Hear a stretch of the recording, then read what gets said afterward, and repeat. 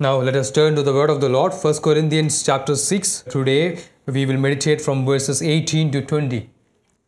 దేవుని యొక్క వాక్యాన్ని మనం చూసుకుందాం. కొరింథీయులకు రాసినటువంటి మొదటి పత్రిక 6వ అధ్యాయము ఈరోజు 18 నుండి 20 వచనాలు, ఈ 3 వచనాలను మనం ధ్యానం చేద్దాం.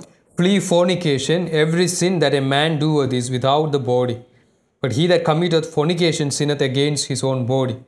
What? Know ye not that your body is a temple of the Holy Ghost, which is in you, which ye have of God, and ye are not your own? For ye are bought with a price.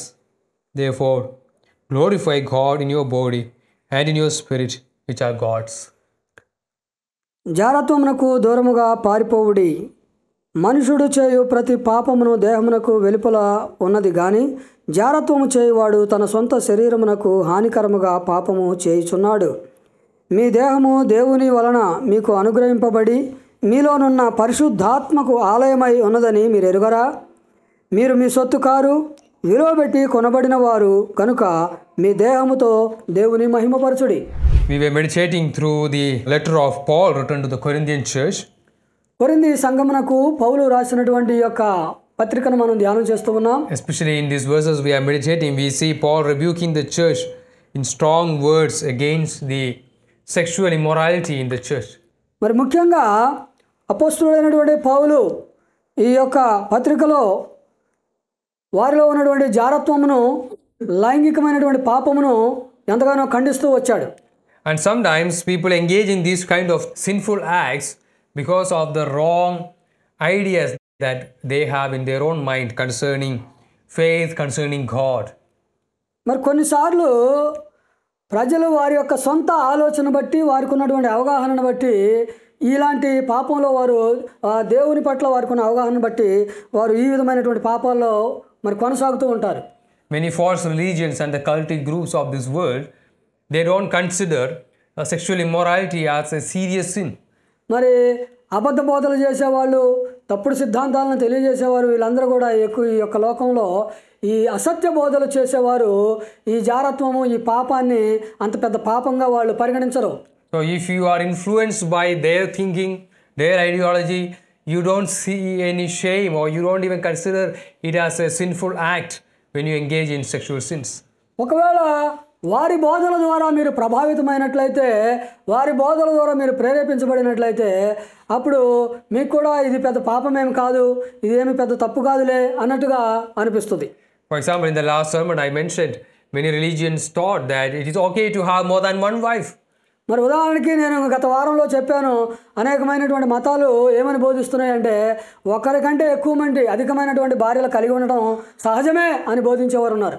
Even the Mormon church, once upon a time in earlier days, they used to promote that, and many members of that group, they find no problem. They didn't consider it as a sin to have more than one wife.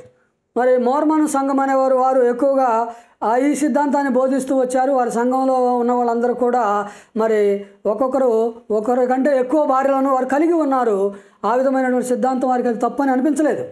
So when we follow certain groups, certain ideas, ideologies of their leaders, we also get influence even in our day-to-day life, how we see certain sins, whether we treat certain act as a sin or not.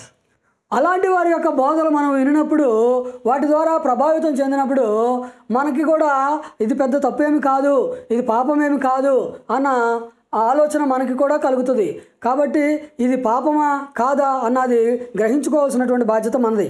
So that's why it's very important, we and our families, we should ensure that we go to the churches where right teaching is given. కాబట్టి ఇలాంటి అసత్య బోధలు ఉన్నాయి కనుక మన బాధ్యత ఏంటంటే ఎక్కడైతే మరి సత్యవాక్యాన్ని బోధిస్తున్నారో, సరైన విధముగా వాక్యాన్ని బోధిస్తున్నారో అక్కడికి వెళ్ళాల్సిన బాధ్యత మనదే. If not, we will go there, we get influenced by their teaching, and then we engage in all kinds of wrong things that they also practice without even having any shame or any sense that we are doing sin. ఒకవేళ అలా కాకుండా అలాంటి మరి అసత్య వాక్యాన్ని బోధించే మరి సంఘాల్లో కనుక సభ్యులమయ్యి ఆ వాక్యం ద్వారా, వారి యొక్క బోధల ద్వారా ప్రభావితం చెందినట్లయితే మనం పాపం చేసినప్పుడు ఇది పాపము అన్న గ్రహింపులో కూడా మనం ఉండము. దాని ద్వారా మనకి ఏ విధమైనటువంటి పశ్చాత్తాపపడకుండా దాన్నే సంతోషంగా కొనసాగేవారుగా ఉంటారు. In the early church there were so many heretic teachings. మరి ఆదిమ సంఘంలో చూసినట్లయితే అనేకమైనటువంటి ఈ యొక్క తప్పుడు బోధలు సిద్ధాంతాలు ఉన్నవి. Some philosophers at that time, they thought that, man, we don't need to consider about the soul of man. We need to think only about the body of man. అప్పట్లో కొంతమంది తత్వవేత్తలు ఏమని బోధించేవారంటే మనం ఆత్మ గురించి మనమేమి ఆలోచించాల్సిన పని లేదు, ఓన్లీ దేహాన్ని గురించి మాత్రమే ఆలోచన చేసుకుంటే సరిపోతుంది అని చెప్పేవారు. So it doesn't matter what kind of life you live, as long as you keep your body healthy, good, you enjoy the food and the wealth of this world, you eat, you sleep, you enjoy the pleasures of this world, you are fine. కాబట్టి వాళ్ళ బోధ అంతా కూడా ఏంటంటే నీ దేహం కోసం నువ్వు మంచి భోజనం తినాలా, మంచిగా ఉండాలి, మంచిగా ఆరోగ్యంగా చూసుకోవటము, నువ్వు సంతోషంగా జీవించటము, నీకు ఏది నచ్చితే అది చేసుకుంటూ వెళ్ళిపోవటము, ఇది బాగుంది అని వారు బోధించేవారు. So you don't need to think about your soul because you don't believe in soul. It doesn't matter. You just treat your body well, ensure that you live a healthy life. That's good enough. కాబట్టి ఏమని అనుకుంటామంటే ఆత్మ గురించి, ఆత్మ రక్షించబడుతుందా, నరకానికి వెళ్తుందా, దీని గురించి అసలు ఆలోచనే ఉండదు. ఆలోచన అంతా ఏంటంటే నా దేహాన్ని బాగా పెంచుతున్నానా లేదా, నేను ఆరోగ్యంగా ఉన్నానా లేదా, నేను బలంగా అందంగా ఉన్నానా లేదా, ఇది మాత్రమే వారు చూసుకుంటూ ఉంటారు. And many youngsters nowadays, they are also influenced by this kind of teaching, especially by the entertainment industry. Many youngsters spend so much time ensuring that they have a well-built body, but then they are not at all concerned about the spiritual health of their soul. మరి ఈ రోజుల్లో కూడా అనేక మంది యవనస్తులు వారికే వారి దేహాలను బలపరచడానికి, దేహ సౌందర్యం, దారుఢ్యం కొరకే ప్రయత్నం చేస్తున్నారు. కానీ ఈ యొక్క ఆధ్యాత్మికమైనటువంటి ప్రపంచంలో యవనస్తులు ముఖ్యంగా బాడీ బిల్డింగ్ల ద్వారా దేహాన్ని సరి చేసుకుంటున్నారు, అదే మాత్రమే చూస్తున్నారు. కానీ వారి ఆత్మల గురించి, ఆత్మ ఏమైపోతుంది అన్న ఆలోచన లేని స్థితిలోకి వెళ్ళిపోతున్నారు. Even in Vizag there are so many gymnasiums. మరి వైజాగ్లో కూడా మన చుట్టుపక్కల అనేకమైనటువంటి జిమ్స్ ఉన్నాయి. And many go there and they are willing to pay a lot of money to ensure that they have a good body, well built body. అక్కడికి వెళ్ళి అనేక మంది మరి డబ్బులు కట్టి మరి ఆ యొక్క జిమ్ చేసి మరి శరీర దారుఢ్యాన్ని పెంచుకోవడానికి ప్రయత్నం చేస్తున్నారు. And there are not many of them. I am not saying all those who go to gym are unbelievers, but many of them, they don't think about their souls. మరి అయితే జిమ్కి వెళ్ళే వాళ్ళందరూ కూడా అవిశ్వాసులని నేను చెప్పట్లేదు. కానీ ఎక్కువ మంది ఆ జిమ్కి వెళ్ళే వాళ్ళలో ఎట్లా ఉంటారంటే వారి ఆత్మల పట్ల ఏమాత్రమైనటువంటి అవగాహన ఉండదు. Their whole aim in their life is to have a well-built body and ensure that they remain healthy, and they know they will die one day, but as long as they live in this earth, they want to ensure that their body is well kept. వాళ్ళకున్న ఒకే ఒక గురి, గమ్యం ఏంటంటే వాళ్ళ యొక్క శరీర దారుఢ్యము బాగుండాలి, బలంగా ఉండాలి, సౌందర్యంగా ఉండాలి. ఒకరోజు వారు చనిపోతారని తెలిసినప్పటికీ జీవించినంతకాలం బాగుండాలి, బలంగా ఉండాలి అని మాత్రమే ప్రయత్నం చేస్తారు. So some group of people are like that. They like to give so much importance to our physical body, but they don't want to think anything concerning soul or spirit. కాబట్టి కొంతమంది మరి కొన్ని గ్రూపు ప్రజలు ఈ విధంగా ఆలోచన చేస్తారనమాట. వారి ఆత్మల గురించి ఏ విధమైనటువంటి అవగాహన లేకుండా, వాటి పట్ల ఆసక్తి లేకుండా కేవలము శరీర సంబంధమైనటువంటి కార్యాల కొరకే, శరీర సౌందర్యం కొరకే ప్రయాసపడుతూ ఉంటారు. And then there are other wrong teachers, even in the early church or even now, where they give a lot of importance to soul or spirit and even think to the point that the body is completely sinful. The physical body that we have is completely sinful. ఇంకొక వర్గం వారు ఏం చెప్తారంటే ఆత్మ రక్షించబడుతుంది, అయితే ఆత్మ పరిశుద్ధమైంది, ఆత్మ దేవుని దగ్గర చేరుకుంటుంది, అయితే ఈ శరీరం అంతా కూడా పాప సహితమైనది కాబట్టి ఆ విధంగా శరీరాన్ని పాపానికి సమర్పిస్తుంటారు. Of course our body is influenced by the sin, but we don't go to the point where we totally neglect the importance of the flesh or the body that the Lord has given to us. అయితే నిజమే మన శరీరాలు పాప సహితమైనవే అయినప్పటికీ మనము దేవుడు మనకిచ్చినటువంటి శక్తి సామర్థ్యాలను మనము జ్ఞాపకం చేసుకోవాలా, వాటిని దాటి వెళ్ళేవారంగా ఉండకూడదు. So they think that all the evil that is happening in the world, all the sinfulness that we experience in our life, the root cause of all this is the body that we have. వారు ఏం చెప్తారంటే మనకు వస్తున్నటువంటి యొక్క చెడు తలంపులన్నీ కూడా, మనం చేస్తున్నటువంటి కీడంతా కూడా, చెడ్డ ఆలోచనలన్నీ కూడా, ఇవన్నీ కూడా మనం కలిగి ఉన్నటువంటి యొక్క దేహమును బట్టే కలుగుతున్నామని చెప్తారు. So these people, they don't want to go to gym to maintain their body. They want to destroy the body. So they fast a lot. They go to forests without eating food, and they even harm their own body, thinking that body is the cause of all the sin. వారు ఏం చేస్తారంటే, ఇదిగో ఈ శరీరము అన్ని పాపాలకి మూల కారణం కాబట్టి ఈ శరీరాన్ని నలగగొట్టుకోవాలని వీళ్ళు జిమ్కి అయితే వెళ్ళరు, కానీ వీళ్ళు ఏం చేస్తారంటే ఉపవాస ప్రార్థనలు కానీ, ఏకాంతంగా వెళ్ళడం అని, శరీరాన్ని తమ శరీరాన్ని గాయపరచుకోవడం, ఇలాంటి కార్యక్రమాలు వారు చేస్తూ ఉంటారు. Even in our own country, many religions or many groups influenced by the Hindu philosophy, they consider body as evil, and that's why even in some festivals and all, they harm their own body as part of their devotion to God. మరి మన దేశంలో కూడా చూసినట్లయితే ముఖ్యంగా హైందవంలో కొన్ని మరి పండుగలు వచ్చినప్పుడు మరి కొంతమంది ఈ యొక్క దేహము అనేకమైనటువంటి కీడులకు మూలమైంది కాబట్టి మరి ఆ యొక్క ఆలోచన చొప్పున వారు కూడా పండుగలు వచ్చినప్పుడు తమ దేహాల్ని వారు గాయపరుచుకుంటూ ఉంటాం మనం చూస్తూ ఉన్నాం. And that's why many of them leave the world and the family and all that and go to places and even fast a lot, spend monastic kind of life where they try to kill all the desires of the body. కాబట్టి వారి యొక్క శరీర ఆశలన్నిటిని కూడా చంపివేయడానికి వాళ్ళు ఏం చేస్తారంటే శరీరాన్ని నలగొట్టుకోవడము, లేదా ఏకాంతంగా వెళ్ళిపోయి ఈ లోకంతో ఏమీ మాకు సంబంధం లేదని అలా ఉంటూ తమ యొక్క శరీర ఆశలన్నిటిని కూడా వారు అణుచుకోవడానికి ప్రయత్నం చేస్తారు. So the early church also was influenced by these kind of teachers.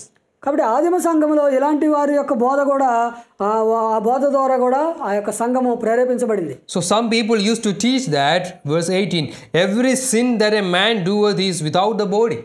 కాబట్టి కొంతమంది ఏం చెప్తున్నారంటే మరి మానవుడు చేయు ప్రతి పాపము దేహమునకు వెలుపల జరుగుతున్నదని చెప్తున్నారు. So they thought, some of the sins that we do, it don't have any effect on your body, so it is okay. The physical body that the Lord has given, the physical flesh that we have given, it has no effect on that, so it's okay to engage in such sins. కాబట్టి ఇలాగ వెలుపల జరిగే ఆ యొక్క పాపములకు దానివల్ల మనకేమి నష్టం లేదు, మనకేమి ఇబ్బంది లేదు కాదు, కాబట్టి మనకు వచ్చినటువంటి నష్టం ఏం లేదు కదా అని ఆ విధంగా ఆ పాపంలో వారు కొనసాగుతూ ఉంటున్నారు. For example, if you are engaged in killing a person, you are harming the physical body of another person. ఉదాహరణకి ఒకవేళ ఒక వ్యక్తిని నీవు హత్య చేసే పనిలో నువ్వు ఉన్నావు అనుకో, ఆ ఒక వ్యక్తి యొక్క శరీరానికి నీవు కీడు కలుగు చేస్తున్నావు, నష్టం కలుగు చేస్తున్నావు. And they say, oh, that's not right, that is wicked, you should not do that. అప్పుడేం చెప్తారు, ఆ వ్యక్తిని చంపడం అది మంచిది కాదు, నువ్వు దుర్మార్గుడివి, నువ్వు అది చేయకూడదు అని చెప్తారు. But when it comes to sexual sins, they say, no, it is not so harmful to body, in fact it is bringing pleasure to us, so let us engage in that. అదే మరి లైంగికమైనటువంటి పాపములు చేసే అవకాశం వచ్చినప్పుడు అప్పుడు ఏం చెప్తారంటే ఇదేమి ఆ పాపం కాదు, ఇది ఇంకా దేహానికి మంచిది అని ఇలాగ ఆలోచన చేసుకొని ఆ విధంగా ఆ పాపంలో వారు కొనసాగుతుంటారు. So they promoted this idea that sexual sins we don't need to take it seriously. It don't affect our body. కాబట్టి వారు ఏం బోధిస్తారంటే ఈ జారత్వం అనేది లేదా లైంగిక పాపం అనేవి వాటి గురించి మనం అంత పెద్దగా తీవ్రంగా ఆలోచన చేయాల్సిన పని లేదు, అవి మన దేహానికి ఏ విధమైన హాని చేయవు అని బోధించేవారు. Not only that, they think that it don't affect my own body, but it's also not harmful to any others who are involved in it. అంతేకాదు నా దేహానికి ఇది ఏమి హాని చేయదు, అట్లాగే ఎవరి దేహానికి కూడా దీనివల్ల నష్టమేమి లేదు అని బోధిస్తారు. So it is not sinful, let us continue to do this.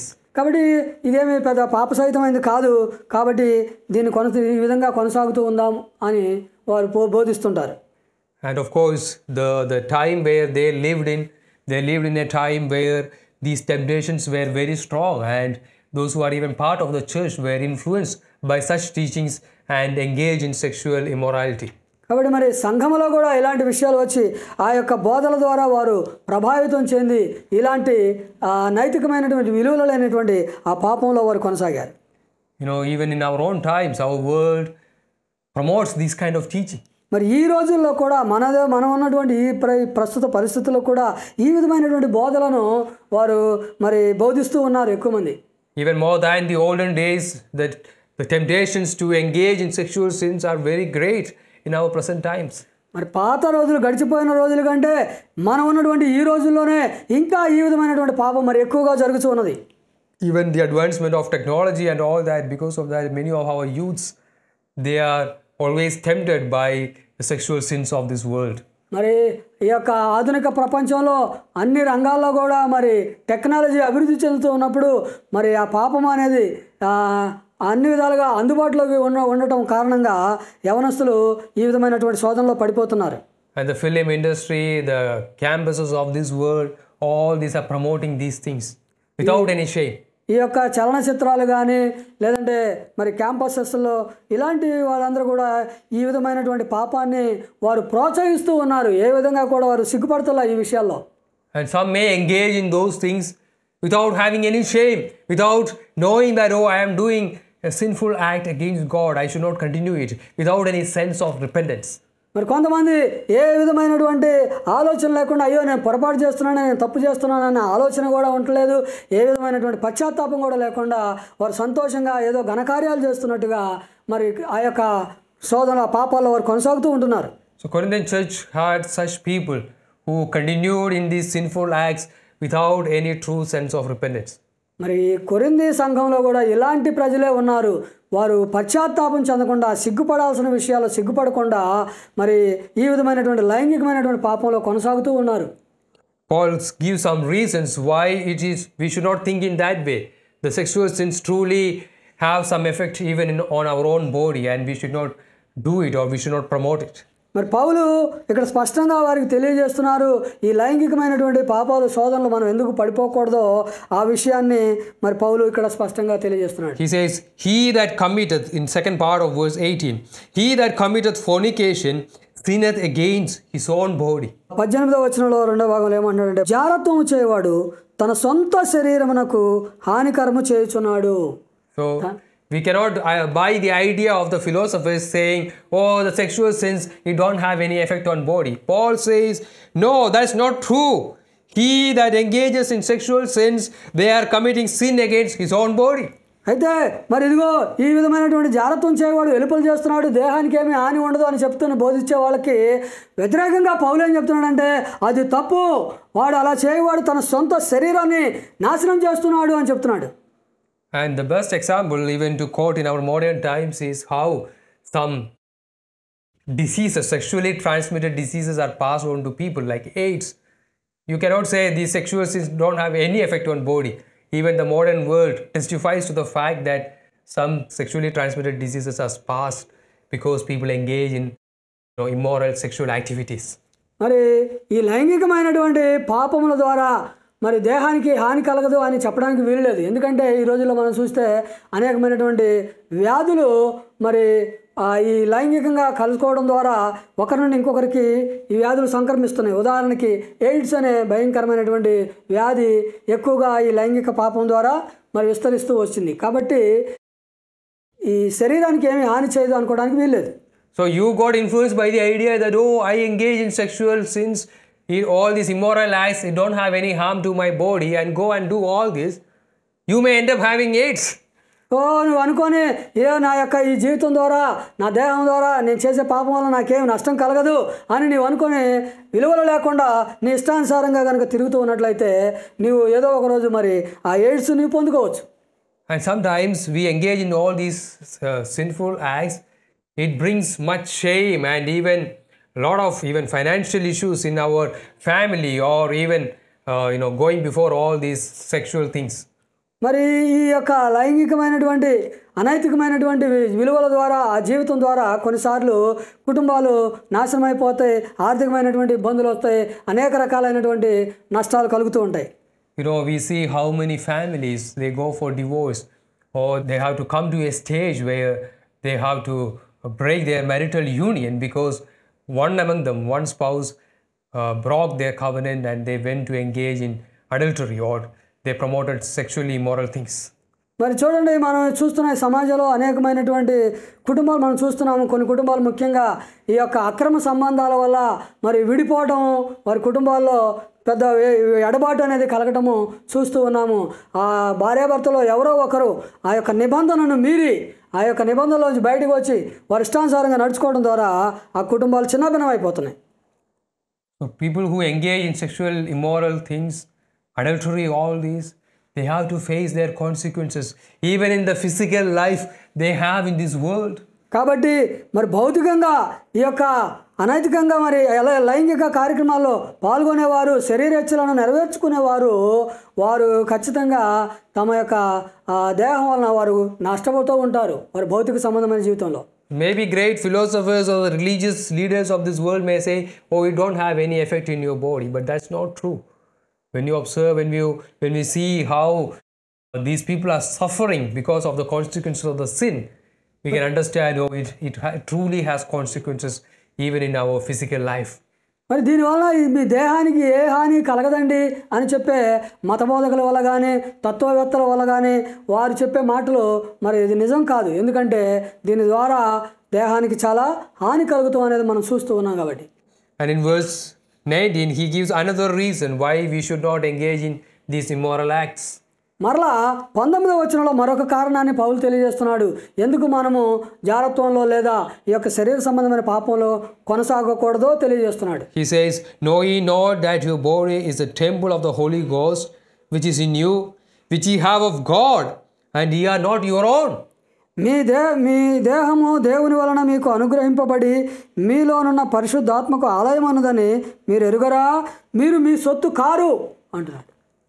So the body that you have, if you are a believer, it is also a dwelling place of the Holy Spirit. It is a temple of God. నీవు కలిగి ఉన్నటువంటి నీవు విశ్వాసి అయినట్లయితే నీవు కలిగి ఉన్నటువంటి నీ యొక్క దేహము దేవునికి పరిశుద్ధాత్మకు ఆలయమై ఉన్నది. And when we involve in sexual sins, we are grieving the Holy Spirit. మనము ఈ లైంగికమైనటువంటి పాపములలో మనం పాల్గొంటూ ఉన్నప్పుడు పరిశుద్ధాత్మను మనం దుఃఖపరుస్తున్నట్టు. When you put our faith in the Lord Jesus Christ, when you accept Christ as our Savior, we have this privilege where we are united with the body of Christ. ప్రభువైన యేసుక్రీస్తునందు విశ్వాసం ఉంచినప్పుడు మనము ఆయనని రక్షకుడిగా అంగీకరించినప్పుడు మనకి క్రీస్తు శరీరములో మరి మనము ఏకమై ఉండే ఆ భాగ్యం మనకు లభిస్తుంది. Even when we are becoming part of the church in this earth, that is also a representation of the invisible union we have with Christ. మరి భౌతికంగా ఉన్నటువంటి సంఘములో సభ్యులుగా చేర్చబడడం కూడా మనకి అదృశ్యుడైనటువంటి ఆ క్రీస్తు శరీరము, ఆ క్రీస్తు యొక్క శరీరంలో మనము ఏకమై ఉండేదానిని సూచిస్తుంది. So we are called and separated from the ways of this world and to be united with Christ and to his body. కాబట్టి ఈ లోకములో నుండి, లోక విధానంలో నుండి, లోక పద్ధతిలో నుండి మనము పిలువబడి ఏర్పాటు చేయబడి క్రీస్తు శరీరంలో మనము ఏకమై ఉన్నాము. And we have a union and we have a communion with Lord Jesus Christ because of this salvation that we have. మనం కలిగి ఉన్నటువంటి మన యొక్క రక్షణ ద్వారా మనము యేసుక్రీస్తుతో కూడా ఏకమై ఉన్నాము, ఆయనతో కూడా ఐక్యపరచబడి ఉన్నాము. And not only that, the Bible tells to us very clearly that if you are a believer, the Holy Spirit dwells in you. Your life, your physical body is also the dwelling place of the Holy Spirit. అంత మాత్రమే కాదు కానీ Bible ఇంకా ఏం చెప్తుందంటే, నీవు కనుక ఒకవేళ విశ్వాసివి అయినట్లయితే నీ యొక్క దేహము పరిశుద్ధాత్మకి ఆలయమై ఉన్నది అని కూడా బైబిల్ తెలియజేస్తుంది. And that's why the word used here is that in verse 19, 1 Corinthians chapter 6 verse 19, know ye not that your body is the temple of the Holy Ghost. అందుకే మరి కొరింథీయులకు రాసిన మొదటి పత్రిక 6వ అధ్యాయం 19వ వచనంలో ఏమన్నాడంటే, మీ దేహము మరి దేవునికి ఆలయమై ఉన్నదని మీకు తెలియదా అంటున్నాడు. Whenever we think about the temple in the Old Testament, the temple is a place where we see God's presence. పాత నిబంధన గ్రంథంలో దేవుని యొక్క ఆలయము అన్న విషయాన్ని మనం విన్నట్లయితే చూసినప్పుడు అది దేనికి సాదృశ్యంగా ఉన్నదంటే దేవుని యొక్క సన్నిధికి సాదృశ్యంగా ఉన్నది. So the people who go there go to the temple with that understanding. Oh, I can have communion with God. I can speak to God. I can hear from God. And the temple is always shown to us as a dwelling place of God, a place where you can experience God's presence. దేవుని యొక్క ఆలయానికి వెళ్ళే వారందరూ కూడా అక్కడ దేవుడు ఉంటారు, దేవుని యొక్క సన్నిధి ఉంటుంది, నేను దేవునితో మాట్లాడవచ్చు, నా యొక్క అవసరతలు ఆయనకు చెప్పుకోవచ్చు, కాబట్టి అది దేవుడు నివసించే స్థలము అనే ఆ ఆలోచనతోటి అలాంటి గ్రహింపుతోటి వారు అక్కడికి వస్తారు. And even in the new covenant, it doesn't change, by the way. అయితే నూతన నిబంధనలో కూడా ఇదే విధానం, ఇదే ఆలోచన మనం కలిగి ఉండాలి. Whenever we go to church, we need to have this understanding that I am going to have a communion with God. I am going to be in the presence of God. మనం సంఘానికి వచ్చేటప్పుడు కూడా ఇదిగో నేను దేవునితో సహవాసం కలిగి ఉండడానికి వస్తున్నాను, నేను దేవునితో దేవుని సన్నిధికి వస్తున్నాను అన్న ఆ గ్రహింపుతో మనం రావాలి. And sometimes, in the New Testament church, when we look at the churches around us, sometimes we have a irreverential attitude towards worship, towards the things in the church. మరి కొన్నిసార్లు మన చుట్టూ ఉన్న సంఘాల్లో మనం చూస్తున్నట్లయితే ఆ సంఘాల్లో జరుగుతున్నటువంటి సంఘటనలు కూడా ఎట్లా ఉంటాయి అంటే దేవునికి ఏమాత్రం కూడా మర్యాద ఇవ్వని సంఘాలుగాను, దేవుని గౌరవపరచని సంఘాలుగా మనం చూస్తూ ఉంటున్నాం. I'm not only talking about other churches, it is quite clear even in our church sometimes. మరి నేనేదో ఇతర సంఘాల గురించి చెప్పట్లేదు, మరి కొన్నిసార్లు మన సంఘంలో కూడా అలా జరగవచ్చు. Sometimes we come to the worship with an irreverential attitude towards God. మరి కొన్నిసార్లు మనము చాలా అమర్యాదగా సంఘానికి ఆరాధనకి మనం వస్తూ ఉండవచ్చు. And even when we are sitting inside the worship, we behave irreverentially. మరి అదే దేవుని యొక్క సన్నిధిలో కూడా కూర్చొని దేవుని మందిరంలో కూడా ఉండి మనము దేవునికి ఇవ్వవలసినటువంటి గౌరవాన్ని ఇవ్వవలసినకుండా అమర్యాదగా మనం నడుచుకునే అవకాశం ఉన్నది. Many times I have seen when I am preaching, some people, they comes to phone call, they take it and talk everything and put it down without any shame. మరి చూడండి, నేను కూడా చాలాసార్లు చూస్తూ ఉంటాను, ఇక్కడ నుంచి నేను బోధిస్తూ ఉన్నప్పుడు వాళ్ళు ఫోన్ తీసుకోవడం, ఫోన్ మాట్లాడడం, మరలా ఫోన్ అక్కడ పెట్టడము, ఇవన్నీ కూడా అమర్యాదగా నడుచుకునే పనులు చేస్తూ ఉంటున్నారు. Some pastors, even while they are preaching in the pulpit, they say, okay, phone call, okay, and then they come back and continue. కొంతమంది సేవకులు ఏం చేస్తారంటే వాళ్ళు బోధిస్తూ ఉంటారు, వెంటనే ఫోన్ రింగ్ అవ్వగానే బోధ ఆపు చేసి వెళ్ళి ఫోన్లో మాట్లాడి మళ్ళీ తర్వాత వచ్చి మాట్లాడుతుంటారు. How irreverentially we are treating God. చూడండి, ఇది ఎంత దేవునికి అమర్యాదకరంగా ఉంటుందో, అలా చేయడం దేవుని సన్నిధిలో అమర్యాదకరంగా నడుచుకోవడం. You look at the Old Testament, the priests and the people who went to the temple to worship God, they know they are in the presence of God and they went with that reverential attitude. చూడండి, పాత నిబంధనల గ్రంథంలో మనం చూసినట్లయితే అక్కడ ఉన్నటువంటి యాజకులు, ప్రధాన యాజకులు, వాళ్ళందరూ కూడా మరి దేవుని యొక్క సన్నిధికి చాలా గౌరవ మర్యాదలతో వెళ్ళి అక్కడ వాళ్ళు ఆరాధన చేస్తారు. If you are sitting in front of, or if you are in the presence of a person who is in high authority in this world, do you like to go your own things in front of him? ఒకవేళ ఈ లోకంలో ఉన్నతమైనటువంటి అధికారి ఎవరైనా వచ్చినప్పుడు ఆయన ఎదుట నువ్వు కూర్చున్నప్పుడు మరి నీ ఇష్టం వచ్చినట్టు నువ్వు నడుచుకుంటావా? Suppose our Chief Minister Jagan Reddy gave you an appointment to meet him, maybe in his office one day. ఒకవేళ ఉదాహరణకి మన ముఖ్యమంత్రి గారు జగన్మోహన్ రెడ్డి గారు ఒకరోజు వచ్చి ఆయన మిమ్మల్ని కలవమన్నాడు అని అనుకుందాం. He told you to come at 10 a.m. to his office. ఇగో మీరు నన్ను కలవాలనుకున్నవారు 10 గంటలకి నా ఆఫీస్కి రండి అని చెప్పారు అనుకోండి. Oh, then you are very happy. అప్పుడు మనకు చాలా సంతోషంగా ఉంటుంది. But then you don't go on time. You make Jagan to wait for you and you go at 11 o'clock. ఆయన 10 గంటలకు రమ్మంటే మీరు 10 గంటలకు వెళ్ళకుండా 11 గంటలకు వెళ్ళారనుకోండి. You think Jagan will wait for you? Jagan Reddy will wait for you. అప్పుడు ఆ ముఖ్యమంత్రి జగన్మోహన్ రెడ్డి గారు మీకోసం ఎదురు చూస్తూ ఉంటాడని మీరు అనుకుంటారా? He will say, this man, I am so busy with so many things. I am a chief minister and out of my kindness I gave you an appointment. But then he is not taking it seriously. He is going in his own way. ఇదిగో నేను రాష్ట్రానికి ముఖ్యమంత్రిని అయి ఉండి ఎంతో busy షెడ్యూల్లో ఉండి కూడా నేను నా పనులన్నిటిలో కూడా సమయాన్ని వీళ్ళకి కేటాయించి ఈ సమయానికి వీళ్ళని రమ్మంటే వీళ్ళు రాలేకపోయారే కాబట్టి అని వాళ్ళని అలా వదిలేసి మరలా ఆయన పనులు కానీ వెళ్ళిపోతాడు. If you seriously take his authority, his honor reverentially, if he asks you to come at 10 o'clock, you will ensure that you will be there at 9 o'clock.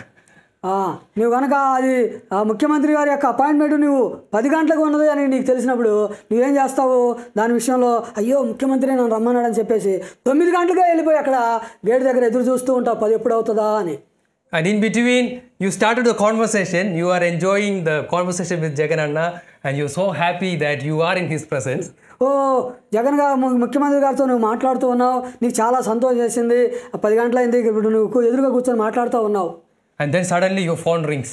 అప్పుడు అనుకోకుండా నీ ఫోన్ రింగ్ అయింది అనుకో. You say, oh Jagan Garu, wait. Oh my mummy is calling, my daddy is calling. Let me go and take phone call and talk to him and come back. అయ్యా అప్పుడు sir Jaganmohan Reddy గారు ఒక్క 2 నిమిషాలు ఆగండి, నాకు ఇంటి దగ్గర నుంచి ఫోన్ వస్తుంది, నేను మాట్లాడి వస్తానని చెప్పేసి పక్కకెళ్ళి మాట్లాడి మళ్ళీ వచ్చి మాట్లాడతాను, మళ్ళీ వస్తావా? And that will be the first and the last time you will meet him, maybe, if you do that. ఒకవేళ అలా కనుక చేసినట్లయితే రెండోసారి జగన్మోహన్ రెడ్డి నీకు అపాయింట్మెంటే ఇవ్వడం. Because it is an irreverential thing to behave in front of a man who is ruling over us in that way. ఎందుకంటే ఒక అధికారం కలిగినటువంటి వ్యక్తి, మనల్ని పరిపాలించే వ్యక్తి దగ్గర మనం అలా నడుచుకోవడం అనేది అది ఎంతో వారికి అమర్యాదను కలుగజేస్తుంది. Now look at the way we behave when we come for worship in the presence of God. ఇప్పుడు ఆలోచన చేయండి, మనము దేవుని యొక్క సన్నిధికి వచ్చి ఏ విధంగా మనం ప్రవర్తిస్తున్నామో, ఏ విధంగా నడుచుకుంటున్నామో ఒకసారి ఆలోచన చేయండి. You know, every time when we gather for worship, God is present with us. We are coming to have a communion with God in the worship service. ప్రతిసారి మనం ఇక్కడ ఆరాధన నిమిత్తము కూడుకున్నప్పుడు దేవుని యొక్క సన్నిధి ఇక్కడ ఉంటుంది. దేవునితో కూడా మనము ఐక్యపరచబడడానికి సహవాసం కలిగి ఉండడానికి ఇక్కడికి వస్తున్నాం. Then when we go to do our own business, we are not giving reverence to God and to his presence. ప్రభు సన్నిధికి వచ్చి కూడా మన యొక్క సొంత పనులను మనం చేసుకుంటూ అమర్యాదగా మనం నడుచుకున్నట్లయితే దేవునిని మనం అగౌరవపరిచిన వారం అవుతాం. Lord himself promised that when believers gather together, he will be in their midst. We can experience his presence and he talks to us through his word, and we praise him. We talk to him by singing praises and prayers. మరి కేవలము విశ్వాసులు సమాజంగా కూడినప్పుడు వారి మధ్య ఉంటానన్న వాగ్దానమే కాదు, కానీ ఈ విధంగా మనం సమకూడుకున్నప్పుడు ఆయన తన వాక్యం ద్వారా మనతో మాట్లాడుతుంటాడు. మనం కూడా ప్రార్థనల ద్వారా, పాటల ద్వారా ప్రభుతో మాట్లాడుతుంటాం. And then we as individuals, the Bible teaches, even our body is a place of God's presence, is a temple of the Holy Spirit. God dwells in our body. అలాగే మనం వ్యక్తిగతంగా ఉన్నప్పుడు మన దేహములు దేవునికి ఆలయములై ఉన్నాయని, పరిశుద్ధాత్మకు అది ఆలయమై ఉన్నదని మనం గ్రహించాలి. So when we gather in the church for worship, it's a place where God has promised that he will be present. But even when you go outside of the church, when you live in your home or when you are in your campus studying, when you are in your workplace, even there your body is also a dwelling place of the Holy Spirit. కాబట్టి ఆరాధనగా వచ్చినప్పుడు మన మధ్యలో దేవుని యొక్క సన్నిధి ఉంటుంది అన్నది ఎంత నిజమో, అట్లాగే మనము బయటికి వెళ్ళినప్పుడు కూడా మన యొక్క దేహాలు దేవునికి ఆలయమై ఉన్నది కనుక పరిశుద్ధాత్మకు నిలయమై ఉన్నది అన్న విషయం కూడా అంతే నిజం. And that's why we should be very careful when we engage in sinful things, especially the sensual things of this world. కాబట్టి ఆ కారణంను బట్టి మనము చాలా జాగ్రత్తగా ఉండాలి. ముఖ్యంగా పాపములో చేసేటప్పుడు మరి చాలా ఆలోచన కలిగి మనం ఉండాలి. How can we grieve the Holy Spirit who is present in our body? How can we grieve the temple of the Holy Ghost? ఓ పరిశుద్ధాత్మకు నిలయమైనటువంటి నా యొక్క దేహములో ఉన్నటువంటి పరిశుద్ధాత్ముని ఏ విధంగా నేను దుఃఖపరుస్తాను?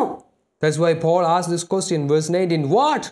Know ye not that your body is the temple of the Holy Ghost, which is in you, which ye have of God, and ye are not your own. కాబట్టి పౌలు ఈ విధంగా తెలియజేస్తున్నాడు, మీ దేహములు దేవుని వలన మీకు అనుగ్రహింపబడి మీలో ఉన్న పరిశుద్ధాత్మకు ఆలయమై ఉన్నదని మీరు ఎరుగరా? మీరు మీ సొత్తు car. You cannot think that, this body belongs to me. I engage in all kinds of sexual sins and I decide what to do with my body. కాబట్టి ఇది నా శరీరము, నాకు ఇష్టం వచ్చినట్టు నేను జీవిస్తాను, నాకు ఇష్టం వచ్చిన రీతిగా నేను నడుచుకుంటాను అని చెప్పడానికి వీలు లేదు. Unbelievers can talk in that way. అవిశ్వాసులైన వారు ఒకవేళ అలా మాట్లాడవచ్చు. But as believers, our body belongs to God. It is not our own. అయితే విశ్వాసులముగా మన యొక్క దేహము దేవునికి చెందినదై ఉన్నది, అది మనది కాదు. And when we use it for the sexual things of this world, sinful things of this world, we are grieving the Holy Spirit and we are grieving the presence of the Holy Spirit. ఈ దేహమును అపవిత్రమైనటువంటి కార్యములకు మనము అర్పించినప్పుడు మనము పరిశుద్ధాత్మక దుఃఖం కలుగజేసే వారంగా ఉంటున్నాం. We see in the Old Testament how David, after committing adultery, how much he was grieving because of the sinful act that he has done. మరి పాత నిబంధనలో మనము దావీదును చూస్తాము. పాపము చేసిన తరువాత ఆయన ఆ పాపం విషయమై ఎంతగా దుఃఖించాడో పశ్చాత్తాపడ్డాడో మనం దావీదు విషయంలో చూస్తున్నాం. David knows his body is a temple of the Holy Ghost. దావీదుకు తెలుసు తన యొక్క దేహము దేవునికి ఆలయమైనదని. And that's why after committing adultery, he cried. We read Psalm 51, we can see he crying in this way, Lord, take not away thy Holy Spirit from me. ఇదిగో అందుకే మరి ఆయన వ్యభిచారం చేసిన తరువాత పశ్చాత్తాపడుతూ 51వ కీర్తన రాస్తూ అందులో ఏమన్నాడంటే, ప్రభువా నీ ఆత్మను నా యొద్ద నుండి తీసివేయొద్దు అంటున్నాడు. He understood when we engage in sexual sin, he is truly grieving the Holy Spirit. He abused the body that the Lord has given, the body that the Lord is present. కాబట్టి మరి మన యొక్క దేహములను లైంగికమైనటువంటి పాపములకు అర్పించినప్పుడు అది దేవునికి ఆలయమైనదని పరిశుద్ధాత్మకు మనం దుఃఖం కలుగజేస్తున్నామని మరి దావీదు అవగాహన చేసుకున్నాడు. దావీదుకి ఆ గ్రహింపు ఉన్నది కాబట్టి పశ్చాత్తాపడ్డాడు. Dear congregation, when we are tempted with sexual sins of this world, let us always remember, this body is mine own. I cannot use it as I wish. It belongs to God. It is a dwelling place of the Holy Spirit. ప్రియమైన దేవుని సంగమా, ఎప్పుడైతే మరి లోక సంబంధమైనటువంటి పాపములలో మరి పడిపోతామో అటువంటి ఆలోచన తలంపులు కలుగుతాయో అప్పుడు మనము అయ్యో నేను నా సొత్తు కాదు, నేను దేవుని సొత్తు అని, నా దేహము దేవునికి ఆలయమైనదని గ్రహించుకొని ఆ శోధనలో నుంచి మనము జయించే వారంగా ఉండాలి. In verse 20, Paul gives another reason why we should not abuse our body and engage in sexual things. 20వ వచనంలో మన యొక్క దేహాన్ని మనం ఎందుకు అపవిత్రపరచుకోకూడదో మరి ఒక కారణాన్ని పౌలు తెలియజేస్తున్నాడు. He says, for ye are bought with a price, therefore glorify God in your body and in your spirit which are God's. ఆ 20వ వచనం ఏమంటున్నాడంటే, మీరు విలువ పెట్టి కొనబడిన వారు గనుక మీ దేహముతో దేవుని మహిమపరచుడి అంటున్నాడు. Oh, look at our own life. We were unbelievers. We were engaging in all the sexual sins of this world. We were acting like wicked men of this world, enjoying the pleasures of this world. చూడండి, మన యొక్క సొంత జీవితాలు, మన వ్యక్తిగత జీవితాలు మనం పరీక్షించుకున్నట్లయితే మనము అవిశ్వాసులముగా ఉన్నప్పుడు ఈ లోకములో ఉన్నటువంటి ప్రతి అపవిత్రమైనటువంటి కార్యాలతో మనము నిమగ్నమైపోయిన వారముగా ఉన్నాం. But then we came to know about Christ, what he has done. His own body, his own blood was crushed to redeem us so that both our body and soul will be saved. అయితే ప్రభువైన యేసుక్రీస్తు దగ్గరికి వచ్చినప్పుడు మన యొక్క పాపముల నిమిత్తము తన సొంత శరీరము నలగగొట్టబడింది, తన యొక్క సొంత రక్తము చిందించబడింది. దాని ద్వారా మనము విమోచించబడ్డాం. You know, the sin that we go through in this world, it has effects even in our sinful body. So God redeemed not only our soul, God redeemed our body and soul. మరి మనకు తెలుసు కదా, మనము మరి పాపం చేసినప్పుడు ఆ పాపము మన దేహాన్ని కూడా గాయపరుస్తుంది, అపవిత్రపరుస్తుంది. కనుక ప్రభు మన యొక్క ఆత్మను మాత్రమే రక్షించలేదు, కానీ మన యొక్క దేహాన్ని కూడా ఆయన రక్షించాడు. And that's why Jesus had to go through this terrible death, where he had to go through the persecution and the sufferings that the Jews put upon him, especially in the cross. He had to go through that terrible, shameful death in the cross of the Calvary. కాబట్టి ఈ రక్షణ మనకి ఇవ్వడానికే ప్రభు అయిన యేసుక్రీస్తు ప్రభువారు ఆ యొక్క కలువరి శిలువలో చాలా మరి భయంకరమైనటువంటి వేదన ఆయన పొందవలసి వచ్చింది. భయంకరమైనటువంటి ఆ శ్రమల గుండా ప్రభువారు వెళ్ళారు. Not only the sufferings on the cross, even in his day-to-day life while he lived in this earth, all the sufferings that he had to go through in his physical body, the purpose was to redeem our body and soul. కేవలము శిలువ పైన పొందినటువంటి ఆ శ్రమలే కాదు, కానీ తన యొక్క జీవితం అంతటిలో కూడా ఆయనకు వచ్చిన ప్రతి శోధన నుండి జయిస్తూ వచ్చాడు. ఎందుకంటే తన యొక్క దేహము ద్వారా మన యొక్క దేహములను విమోచించడానికి. So what is the price that God has paid to redeem our body and soul? మన యొక్క ఆత్మలను, మన దేహాలను రక్షించడానికి ప్రభు చెల్లించినటువంటి ఆ వెల ఏమిటో తెలుసా? Oh, his own son, Lord Jesus Christ, he was crushed on the cross to redeem us. That's the great price of our salvation. దేవుని సొంత కుమారుడైనటువంటి, ఏకైక కుమారుడైనటువంటి, అద్వితీయ కుమారుడైనటువంటి ఆ యేసుక్రీస్తు ప్రభువారు ఆయన యొక్క మరణమే మనకి విమోచనకి కారణం. And by his death, we are bought and we are given this privilege to be the children of God. ప్రభు యొక్క ఆ మరణము ద్వారా మనకు దేవుని పిల్లలయ్యే ఆ యొక్క భాగ్యం లభించింది. A body where Holy Spirit cannot dwell, a body where all the evil things were entertained, now became the dwelling place of the Holy Spirit because God himself paid the price in Christ Jesus.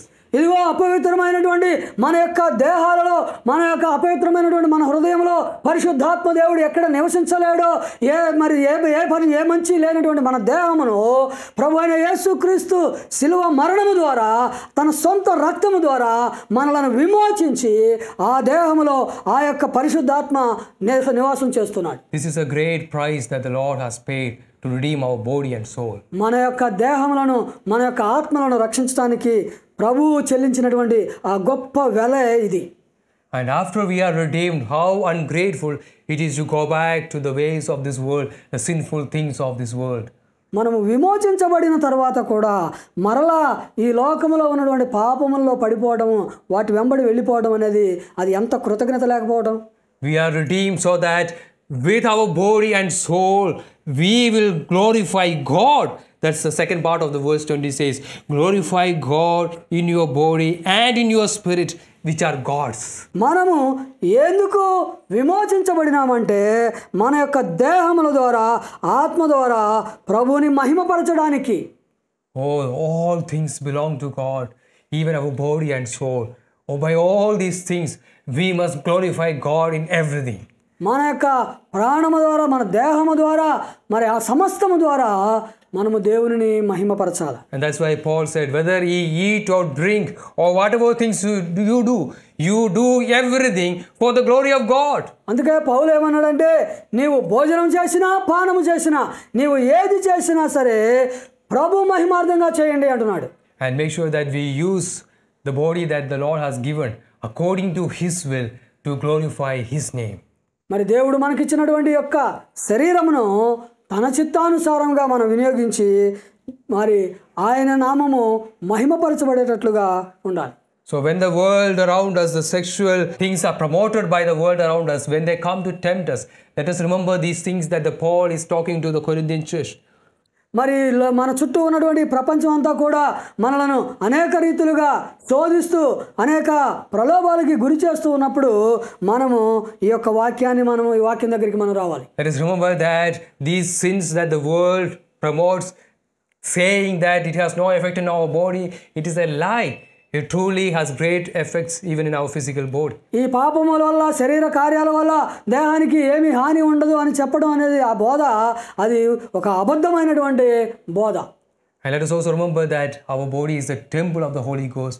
It don't belong to us, it belongs to God. అయితే మనం గుర్తుంచుకోవాల్సినటువంటి విషయం ఏంటంటే మన యొక్క దేహము దేవుని వల్ల మనకు అనుగ్రహించబడింది.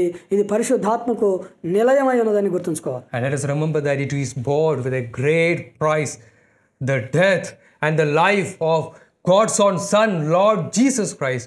And God redeemed us so that we will glorify Him both in our body and soul. కాబట్టి దేవుడు తన ప్రియ కుమారుడైనటువంటి యేసుక్రీస్తు ప్రభు ద్వారా మన యొక్క దేహాలను, ప్రాణాలను ఆయన విమోచించాడు కనుక మరి ఎక్కువగా మన దేహము ప్రాణాత్మల ద్వారా ఆయనకి మహిమ కలగాలి. Let us go to God and asking for His Lord, help me when I am tempted with the sins of this world, so that I will remember these things and I will glorify your name even in my body and in my soul. కాబట్టి ప్రభువుని అడుగుదాం, ప్రభువా ఈ లోకంలో నేను అనేక రీతులుగా శోధించబడుతున్నప్పుడు ఈ వాక్యాన్ని జ్ఞాపకం చేసుకొని ఆ శోధన జయించి నా దేహం ద్వారా, నా యొక్క ప్రాణం ఆత్మ ద్వారా నిన్ను మహిమపరిచే బిడ్డగా చేయమని అడుగుదాం.